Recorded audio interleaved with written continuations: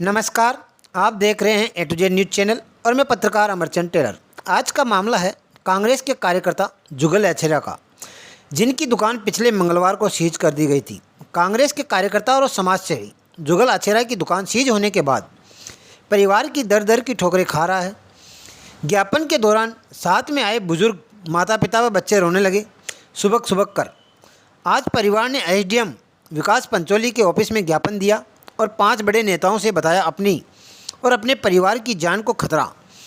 साथ ही नेताजी को लिए आड़े हाथ और कहा, मुझे मेरी सेवा का डॉक्टर रघु शर्मा ने बहुत अच्छा इनाम दिया है। यह इनाम आने वाले कार्यकर्ता की पीढ़ी सबक के रूप में याद रख सकती है, जिन्होंने देने के नाम पर कुछ भी नहीं दिया और जुगल अछेरा को ना पद दिया न लाभ दिया, उल्टा उसी की रोजी रोटी और छीन ली।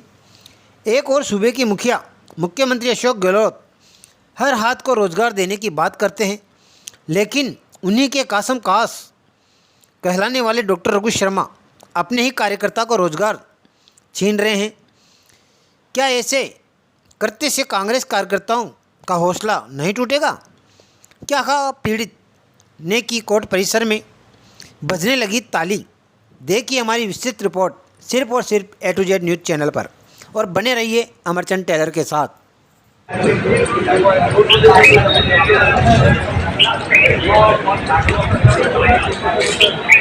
आज आप एसडीएम ऑफिस परिवार सहित किस लिए आए हैं?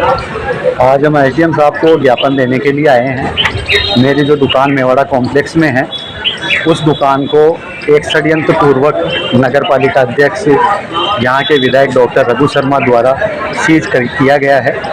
उस संबंध में यहाँ आए हैं। हमने एसडीएम साहब से निवेदन किया है कि मेरे जो 6 जनों का परिवार है वो उसी दुकान पे निर्भर है और आप जल्द से जल्द इस कार्रवाई को करके, सीज की कार्रवाई को निरस्त करके सीज खुलवाया जाए और मुझे राहत पहुँचाया जाए। अगर जो इसमें जिम्मेदार अधिकारी थे और जो जिम्मेदार लोग हैं जिन्होंने मेरे को बेसमेंट बेचा है, उन पे अगर ये कार्रवाई नहीं करते हैं तो अगले 3 दिवस में मैं यहाँ पर उपखंड कार्यालय पर धरने पे बैठूंगा, क्योंकि केवल एक यही दुकान मेरी जो रोजी रोटी का जो है वही है। क्योंकि मेरे माँ हैं, उनको कैंसर है, पिताजी है, उनको भी बीमारी है। इसके अलावा मेरे पूरे घर का भरण पोषण इस दुकान से ही होता था। अगर ये दुकान की सील जल्द नहीं खुलवाई गई तो मेरे रोजी रोटी का संकट आ जाएगा। तो मैंने उनको कहा है कि आप जल्द से जल्द ये सील खुलवाए और मुझे राहत प्रदान करें। नहीं करते हैं तो मैं यहाँ पे धरना प्रदर्शन करूँगा। यहाँ के जो क्षेत्रीय विधायक हैं वो गद्दावर नेता हैं, आपको क्या उनसे डर नहीं लगता? रघु शर्मा से डर, वो खुद डरे हुए हैं मेरे से। अगर वो डरे हुए नहीं होते तो ऐसी कार्रवाई करते क्या सीजिंग करने की रिश्ता की? मैं तो खुद उनका कार्यकर्ता हूँ भाई, मैं तो उनका खुद का कार्यकर्ता हूँ। मेरा डर ये केवल यही था रोजी रोटी का, उसमें उन्होंने ठोकर मार ही दी।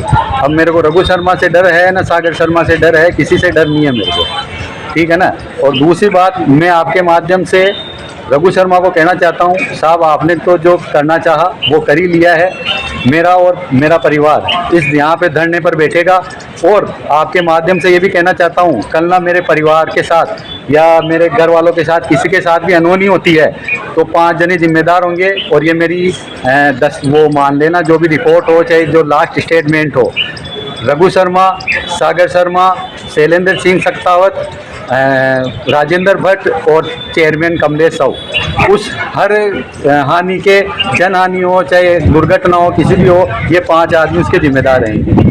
आपने नगरपालिका के चुनाव में काफ़ी सहयोग किया था कांग्रेस पार्टी का, आज आपके साथ में एक भी पार्षद नहीं है। पार्षद इसलिए नहीं आए हैं कि देखो, पहले बात तो मैंने किसी को कहा नहीं, ये मेरी आपस की लड़ाई थी, मेरे परिवार की लड़ाई थी।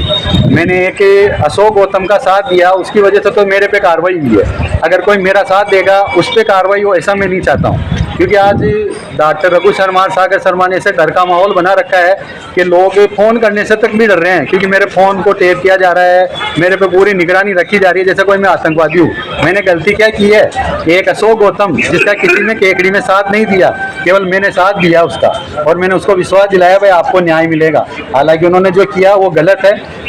जीवन से बड़ी समस्या कोई नहीं हो सकती है और समस्या से बड़ा कोई जीवन नहीं हो सकता। तो इसलिए उन्होंने जो किया है गलत किया है। मैंने उनके न्याय की लड़ाई के लिए आपस में खड़ा हुआ था और आज मेरे साथ कोई नहीं है, लेकिन भविष्य में अगर किसी के भी साथ दुख आएगा तो मैं फिर भी साथ दूंगा, चाहे वो रघु शर्मा के सामने क्यों ना खड़ा होना पड़े, वो चीज़ है।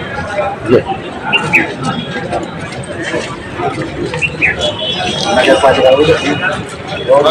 वो तो सीज नगर पालिका द्वारा किया गया है।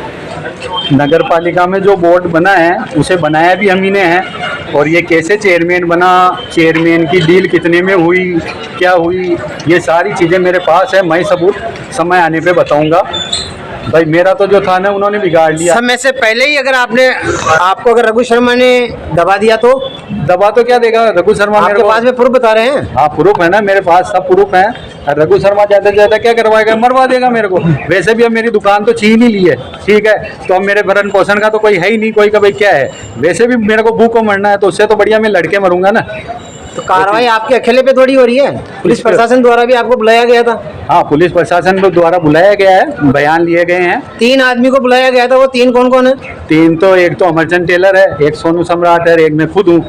ये क्या कर रहे हैं, अशोक गौतम वाले एंगल में ये खुद फंस रहे हैं। तो ये इस एंगल को घुमा के जो अशोक गौतम की मदद कर रहे हैं ना, उनकी तरफ घुमा रहे इस एंगल को, और खुद तो बचना चाहते हैं। और जो उनका साथ दिया ना, उनको फंसा के, उनको मुजरिम बना के, अब ये उसमें मेरा कुछ बिगाड़ नहीं सके। इन्होंने कॉल डिटेल सारी चीज़ें खंगाल ली, मेरा कहीं से कहीं हाथ नहीं मिला। तो नेताजी डॉक्टर रघु जी शर्मा ने बोखलाहट में मेरी दुकान सीज करवाई है। और सबसे बड़ा तानाशाह उनका पुत्र है सागर शर्मा। आज के एकड़ी में रघु शर्मा जी को फिर भी गाली बक देंगे, लेकिन सागर को कुछ नहीं कहेंगे, क्योंकि वो एक तरह से नादान है, और नादान बुद्धि जी का जंजाल रहता है। शायद इससे रघु शर्मा जी भी परेशान होंगे, कोई बात नहीं है, वो समय आने पे पता चल जाएगा। तो वो उससे ज़्यादा परेशान है। तो मैंने 5 जनों का नाम लिया है। भविष्य में मेरे साथ मारपीट होती है, मेरे को मारा जाता है, मेरे परिवार के साथ आगजनी कुछ भी करते हैं, उनका जिम्मेदार ये रहेंगे, ये 5 जने जिनका मैंने आपको नाम बताया। लेकिन अशोक गौतम ने आत्मदाह किया था, उसमें 17 आदमी का नाम बताए थे। तो वो 17 आदमी तो उनके हैं ना, उन्होंने साहब कहा अशोक गौतम को कि साहब ये तो मेरे केकड़ी विधानसभा के हैं, मैं इनके खिलाफ नहीं जा सकता हूँ, आप तो बाहर के, आप वोट थोड़ी देते हो। तो इसका मतलब ये हो गई कि इंसानियत खत्म हो गई, केवल वोट ही रह गए। नेताजी के लिए केवल वोट ही मान्य है, बाकी और इंसानियत कोई मान्य नहीं है।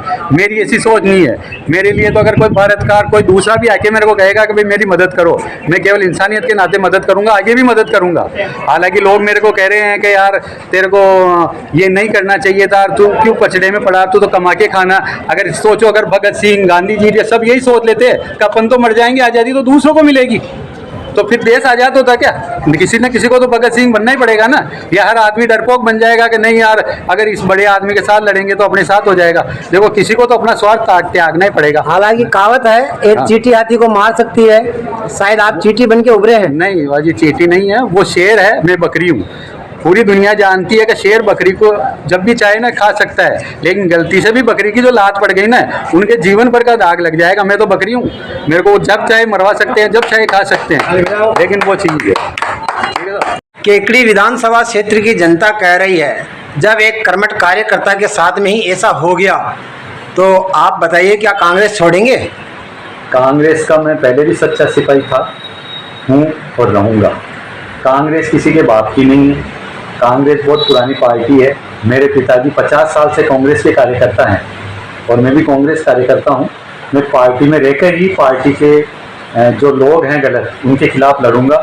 और आज ये मेरा स्टेटमेंट ले लेना, मैं जीवन में कभी कांग्रेस पार्टी को नहीं छोड़ूंगा, और हमेशा कांग्रेस पार्टी का कार्यकर्ता रहूँगा, और गलत के खिलाफ बोलूँगा पार्टी में रहकर। अशोक गौतम जिसने आत्मदाह किया था कोर्ट परिसर में, उसने करबला होबला ग्रुप के अंदर एक मैसेज डाला था। उसके बाद में ये जो प्रकरण चालू हुआ है उसके बारे में बताओ। करबला तो होबला सेवा संस्थान वैसे तो कोरोना काल से है, सभी जानते हैं। हमने सबने, जो हमारे मित्रगण थे उसमें चेयरमैन भी था, तो उन्होंने सबने सेवाएं करी थी। तो उसी टाइप हमने ये ग्रुप बनाया था।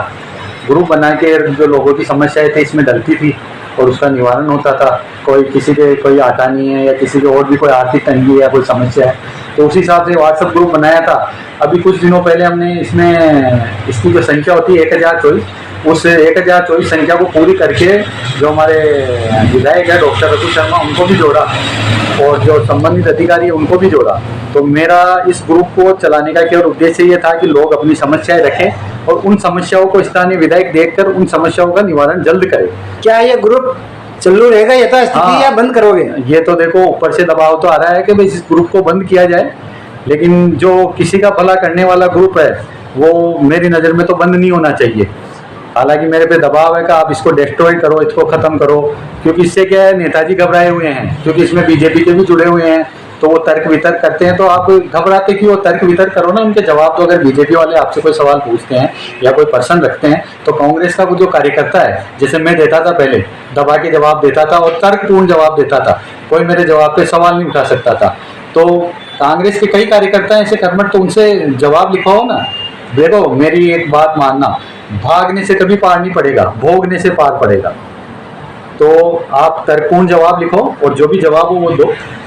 तो इसका मतलब है ये ग्रुप बंद नहीं होगा? नहीं, ये ग्रुप कभी बंद नहीं होगा। ये ग्रुप पहले भी लोगों की भलाई करता है और आगे भी भलाई करता रहेगा, चाहे मैं रहूं या ना रहूं। मैं धन्यवाद आपको भी देना चाहता हूं अमरचंद जी, जो आपने मेरी बात और जो सच्चाई थी, मेरी नहीं, केकड़ी विधानसभा की कई जनों की सच्चाई आपने दिखाई है।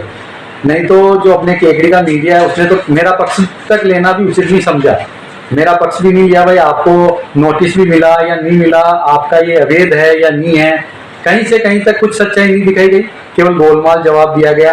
क्या पता मेरे हिसाब से कितने लोगों की आवाज़ दबाई गई होगी, लेकिन आप जैसे पत्रकार ने मेरे अलावा भी कई जनों का भला किया है और कई जनों की आवाज़ उठाई है। ये होता है स्वतंत्र मीडिया, और जिसे अपन कह सकते हैं भाई ये लोकतंत्र का चौथा स्तंभ है।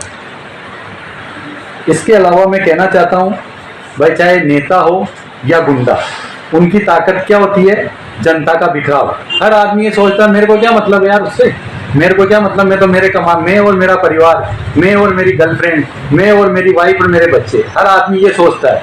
यही ताकत होती है नेता की और गुंडा की। अगर एक आदमी बोलेगा उस पर कार्रवाई होगी, दो बोलेंगे उस पर कार्रवाई होगी। अगर एक साथ 50 से 100 आदमी बोलेंगे ना, तो नेता हो या गुंडा, वो दुम दबा के भाग जाएगा। ये बात हमेशा याद रखना।